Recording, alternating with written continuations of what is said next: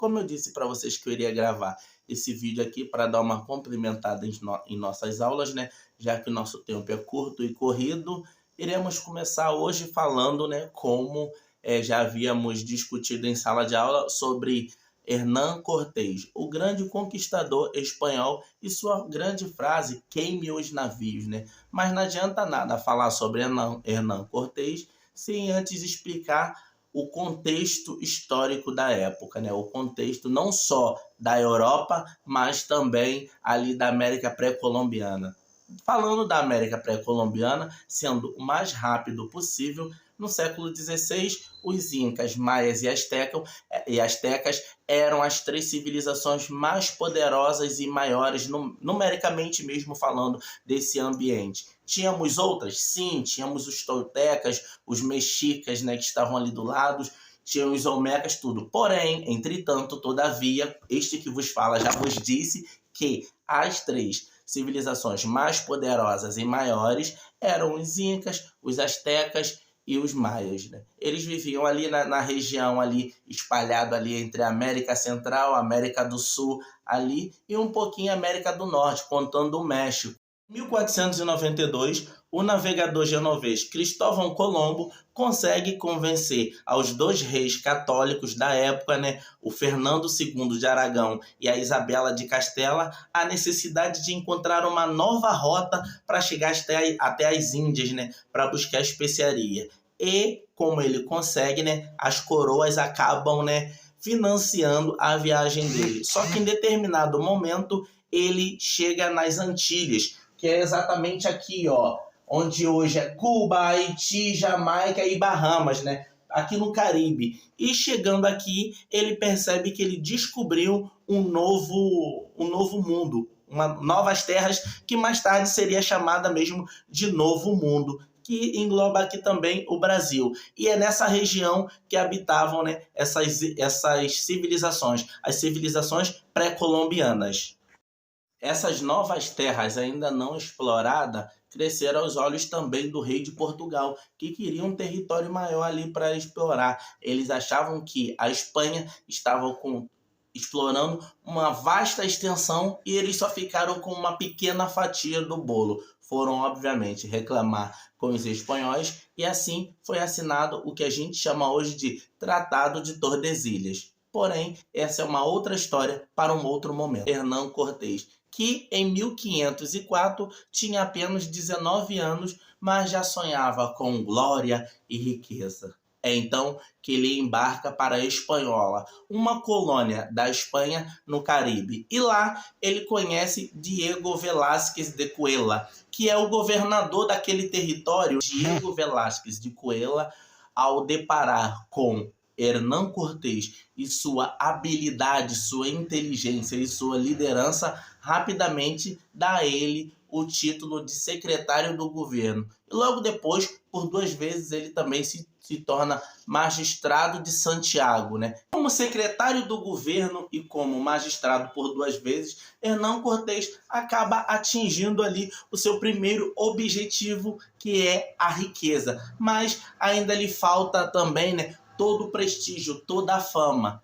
E o que acaba causando no seu amigo Diego. Diego, ao perceber que a sua influência estava aumentando e que ele possuía um grande espírito de liderança, acaba ficando com ciúme e meio que bola um plano de mandar o Cortés para o México, para um lugar mais afastado, para que diminua, né, essa influência dele nos colonos ali e também para que ele fique um pouco apagado. Porém, entretanto, todavia, o que Cortés não havia pensado melhor, ele pensou sim, mas já era quase tarde demais. Em cima da hora, Diego decide não enviar Cortés para o México, pois ele poderia encontrar o ouro lá, né, e sua fama e riqueza só aumentaria.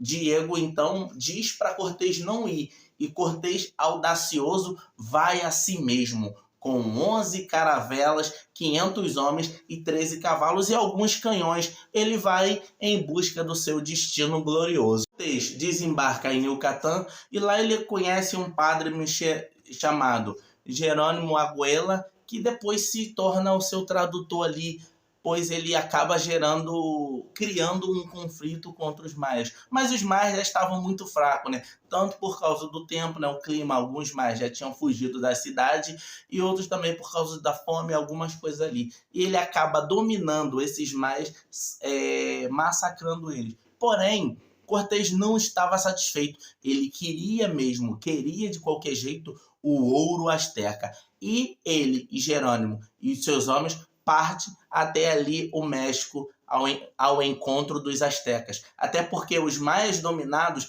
já falavam, né? Se você quer ouro mesmo, os astecas têm muito mais ouros do que nós. Cortés chega ali na península, mais ou menos ali de Yucatán, né? E ele desembarca e conhece um padre espanhol que está muito tempo entre os maias, que é o padre Jerônimo de Aguela. E ele acaba sendo o tradutor para Cortés na batalha contra os maias. Os maias já estavam ali um pouco enfraquecidos, tanto porque o clima já não ajudava o tempo, o povo já tinha saído também, e os maias acabam sendo massacrados ali pelos espanhóis por Cortés. E em determinado momento, o grande momento, o que acontece? Os presos ali, né, os que sobreviveram, maia, falavam para os espanhóis, né? Não, se você quer ouro de verdade, se você quer riqueza, os astecas têm. Lá no México tem, a gente aqui já está pobre. E Cortés já tinha a intenção mesmo de subir até o México. É então que Cortés reúne todos os seus homens e sobe até o México.